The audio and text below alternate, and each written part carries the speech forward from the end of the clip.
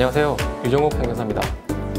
오늘은 여성 경제인분들이 운영하고 있는 사업에 나라장터를 어떻게 활용할 수 있을지에 대하여 한번 알아보도록 하겠습니다. 진행 순서는 먼저 나라장터에 올라온 공고들이 사업 유형별로 어떻게 구분되는지 살펴본 다음 각각 입찰 참가 자격을 등록할 때 요구되는 서류에는 어떤 차이가 있는지도 알아보겠습니다. 다음으로 입찰 참가 자격을 얻었다면 해당하는 공고에 입찰을 넣어볼 차례입니다. 입찰할 때 가장 고민되는 것은 입찰 가격을 결정하는 일일 텐데요. 입찰 가격을 결정하기 위해서는 낙찰자가 어떻게 결정되는지를 먼저 살펴볼 필요가 있습니다.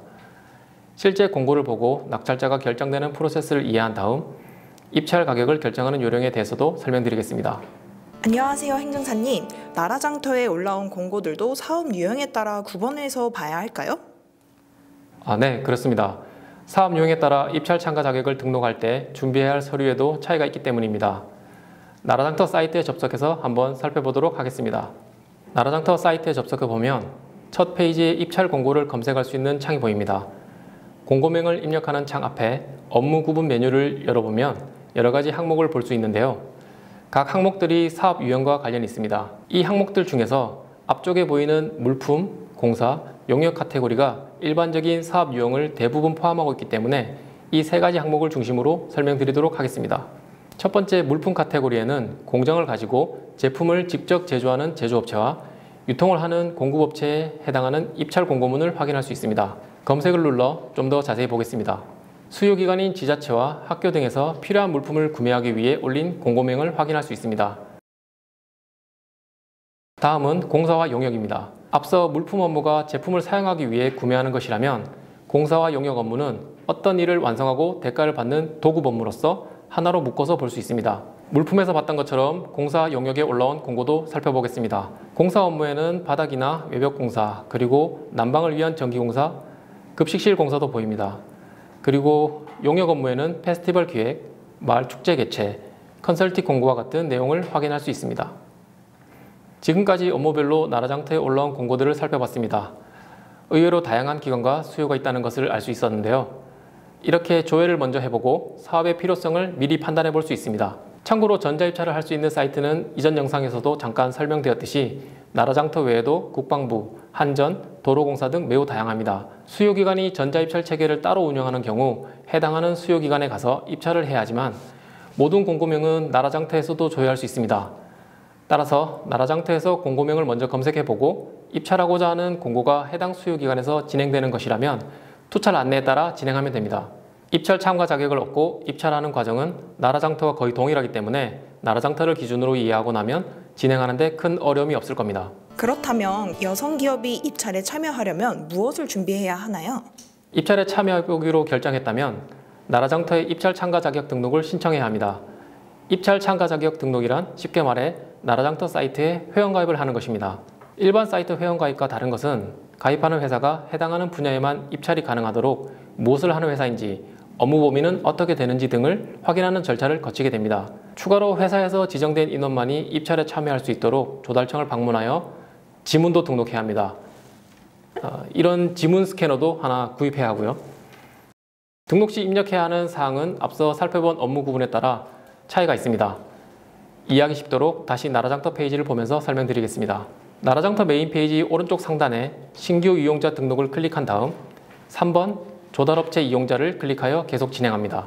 다음 화면에서 사업자 등록 번호 등 회사의 기본사항과 대표자 정보를 입력하고 화면을 아래로 내리면 입찰하고자 하는 업무 구분에 따라 선택 입력하는 항목이 있습니다. 여기에서는 공급, 제조, 공사 용역 이렇게 세 가지로 나눠서 볼 수 있습니다. 먼저 공급업체의 경우에는 간단하게 대표 물품만 설정해주면 됩니다.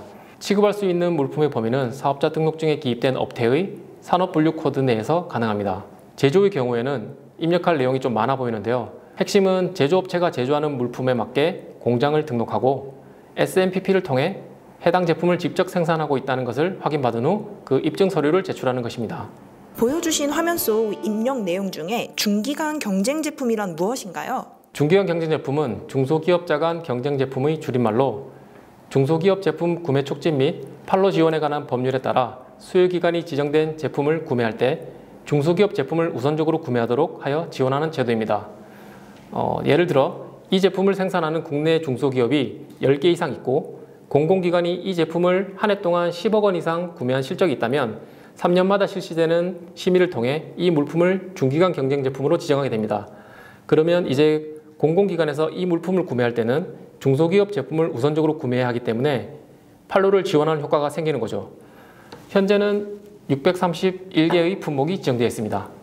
이어서 공사 용역 분야 입찰 참가 자격 등록에 대해 계속 설명드리겠습니다. 건설, 통신, 전기 등 특정 분야의 일을 완성하는 업종은 그 분야의 기술을 가진 인력이나 설비, 규모 등을 갖춰서 면허를 취득하거나 등록해야 운영이 가능합니다. 이와 같이 자격을 확인받아 등록한 업체는 나라장터에 업종 코드와 등록번호를 입력하여 자격 있는 업체임을 입증함으로써 입찰 참가 자격을 등록할 수 있습니다. 자, 지금까지 입찰 참가 자격을 등록하는데 유형별로 준비해야 할 사항을 살펴봤습니다. 요약하면 공급업체의 경우 대표 물품을 선정하고 직접 제조의 경우에는 공장 등록증과 직접 생산 확인 증명서를 제출해야 하며 공사 용역의 경우에는 해당 업종의 등록증을 제출하여 각각의 공고에 입찰 참가 자격이 있음을 증명하면 됩니다. 입찰 참가 자격을 등록을 위한 세부 사항은 등록 안내서를 첨부해 드릴 테니 참고하시기 바랍니다. 추가로 공급이나 제조, 공사, 용역 모두 사업 형태에 따라 입력한 범위 내에서만 해당하는 입찰에 참여할 수 있습니다. 수요기관은 이러한 검증을 통해 자격 없는 입찰자의 입찰을 사전에 차단함으로써 불필요한 업무 소요를 줄이고 있습니다. 낙찰을 잘 받는 방법이 따로 있을까요? 네, 기본적으로 전자조달은 수요기관, 즉 공공기관이 필요한 물품을 구매하거나 사업을 하는데 나라 돈을 투명하게 쓰기 위해 이용되는 체계입니다. 그래서 예산을 집행하는 담당 공무원과 업체가 유착되어 사업을 몰아주거나 경험이 많은 업체만이 사업을 독식하지 못하도록 설계되어 있습니다. 따라서 100% 낙찰되는 방법이란 있을 수 없습니다. 또 그렇게 되지 못하도록 지속적으로 개선되고 있죠. 낙찰자를 결정하는 방식을 보면 그 이유를 좀 더 이해할 수 있습니다. 수요기관이나 공고마다 차이는 있지만 나라장터에 올라와 있는 공고를 예로 들어 한번 설명해 보겠습니다. 합천군에서 올린 노후관로 교체공사 폐기 처리 용역 공고를 예로 들어 보겠습니다. 모든 공고 내용에는 페이지 맨 아래에 공고서가 첨부되어 있는데 이 공고서를 열어보면 낙찰자 결정에 대한 설명을 확인할 수 있습니다. 예시로 든 공고 내용을 바탕으로 낙찰자가 어떻게 결정되는지 살펴보겠습니다. 본 사업의 사업금액은 2,606만 원입니다. 먼저 이 금액을 기준으로 플러스 마이너스 3% 범위 내에서 15개의 금액을 랜덤으로 생성합니다. 이렇게 생산된 금액을 입찰자에게는 가격을 보여주지 않고 추천 번호라고 하여 입찰 시 화면과 같이 2개를 선택하도록 합니다. 각 추천 번호에는 랜덤으로 생성된 가격이 무작위로 들어가 있습니다. 같은 방식으로 입찰에 참여하는 모든 입찰자에게 2개의 추천 번호를 선택하도록 하고 모든 입찰자들이 선택한 추천 번호 중 가장 많이 선택한 4개의 금액의 평균을 계산하여 예비 가격을 결정합니다. 이와 같이 예비 가격은 해당 공고에 입찰한 사람들에 의해 결정되기 때문에 예측이 불가합니다. 이 예비 가격을 기준으로 공고서에 나와 있는 낙찰 하한율인 88% 금액에 가장 가까운 입찰자를 낙찰하게 됩니다.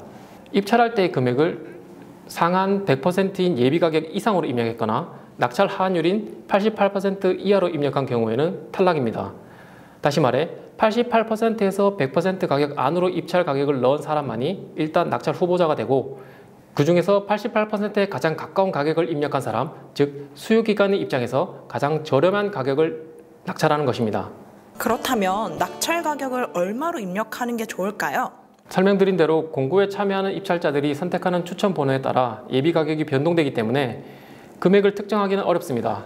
그렇지만 산술적으로 사업금액 2,606만 원의 낙찰 하한율 88% 가격인 2,293만 2,800원을 기준으로 플러스 마이너스 3% 범위 내에서 낙찰 가격이 결정되므로 이 금액을 기준으로 전략을 짜서 확률을 높일 수 있습니다.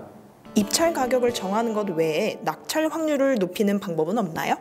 예비 가격 100%에서 88% 사이에 입찰 가격을 넣은 입찰자를 대상으로 88%에 가까운 입찰자부터 순위를 매기게 되는데 입찰 결과를 살펴보면 0.001% 차이로 낙찰자가 결정되기도 합니다. 입찰 가격 이외에 물품의 경우 경영상태, 납품 실적 등을 환산 점수로 합산하고 공사의 경우에는 수행능력평가 등을 환산된 입찰 가격 점수와 합산하기 때문에 입찰가로 정해진 순위가 바뀔 수도 있습니다. 그러나 입찰 가격 이외의 요소에 평가 비중을 높게 주면 기울어진 운동장이 될 수 있으므로 현재 기재부 고시금액 기준으로 물품과 용역은 6.7억 미만의 사업의 입찰 가격 비중을 각각 70점, 90점으로 주고 있고 3억 미만의 공사에는 입찰 가격 비중을 90점으로 주고 있습니다. 사업 예산이 커질수록 이 입찰 가격 비중이 줄어들긴 하지만 배점 비율을 봤을 때 입찰 가격이 가장 중요하다고 볼 수 있습니다. 그렇지만 신인도 평가로 들어가는 여성기업 가산점의 경우 다른 평가 항목들처럼 환산 점수로 반영되는 것이 아니라 절대값으로 반영되므로 꼭 챙기시기 바랍니다. 오늘 준비한 내용은 여기까지입니다. 수요기관과 공고마다 세부 기준의 차이가 있기 때문에 어려운 용어나 디테일에 집중하기보다 처음으로 전자조달을 접하는 분들이 전체적인 흐름을 이해할 수 있도록 준비해봤습니다. 짧은 영상이지만 여성 기업인들에게 도움이 되셨길 바랍니다. 감사합니다.